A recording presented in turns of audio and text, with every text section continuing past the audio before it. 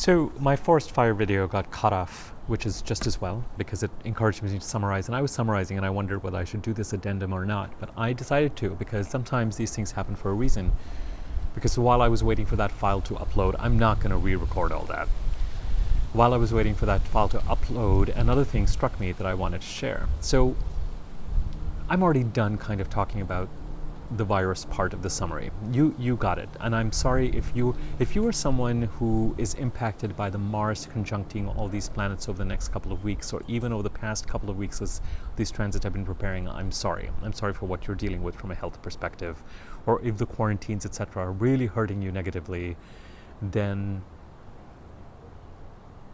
I'm sorry about whatever it is that you're dealing with there. For those people who are experiencing this transit or can experience this transit as empowering in some way in terms of taking action towards your goals, incorporating lessons that have been in the works since December 2017, that is how I would encourage you to really pay attention to what's been going on. And the other thing, as I've mentioned to you, is if this affords you a certain amount of time to take action on take advantage of the pause, however long it lasts. My concern about this pause actually is that once the new moon in Aries occurs and we get adjusted to this new normal and we start to move forward in other ways, then some of this window that we have in order to take care of other things may get shortened. So, find the balance this week between rest and restoration and putting your feet up, which has its place and which is something that this pause might be able to afford, even though it's creating stress.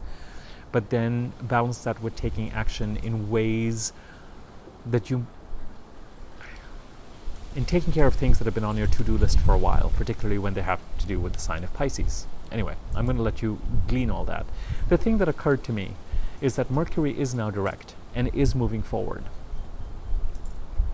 Now it's entering Pisces, where it's not going to be at its clearest, but the forward movement, at least since Mercury has gone direct on March the 9th or 10th, what we've seen is maybe that our ability to process what is going on with this virus and take action and communicate accordingly has become faster, more efficient, and smoother, and not quite as Mercury retrograde, not knowing what's going on, ineffective as it was between February the 17th and March the 10th.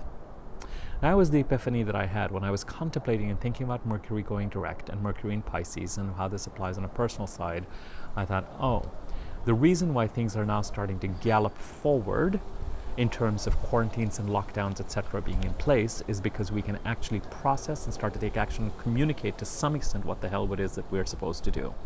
Because our ability to process information was so swimmy and watery and stagnant while Mercury was retrograde. So it's not exactly healing, but at least action is now being taken in some ways to start to flatten the curve or to increase awareness or to get the word out with regard to what is effective and what is not effective and what is helpful and what is not helpful.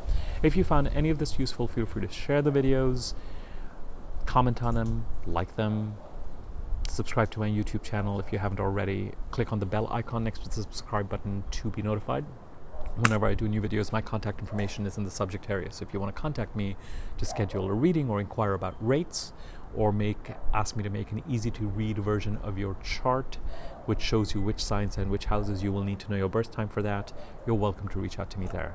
Otherwise, over and out. I think the next videos are going to be about the planets entering Aries and the new moon in Aries, but let's see how it goes. In the meantime, make hay while the sun does not shine,